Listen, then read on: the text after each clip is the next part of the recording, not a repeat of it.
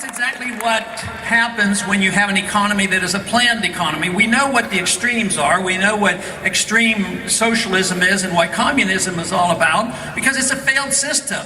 And it was a predictable event that the Soviet system would collapse because they had a non-viable economic system. And fortunately, that is what brought the end to the Soviet system, not a nuclear war. It was a failed economic policy.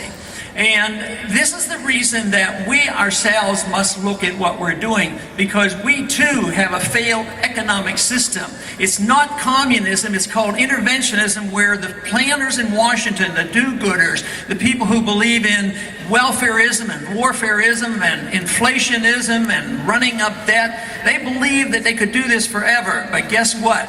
The country went broke and it's not working, and the people are realizing it. Not only are they losing their liberty, they're losing our ability to even take care of ourselves. So this is the reason the message that we have is the message that can solve our problems, whether it has to do with personal liberty or the economic crisis that we have today.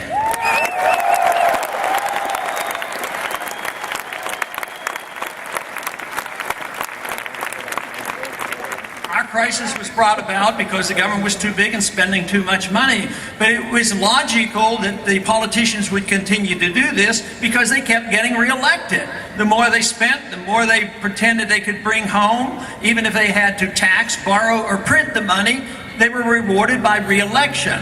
Now that worked fine as long as we had money in the bank and we were a wealthy nation. But this has changed now. We're a debtor nation. We're the biggest debtor in the history of the world. We owe more money to foreigners than any other country has ever owed before.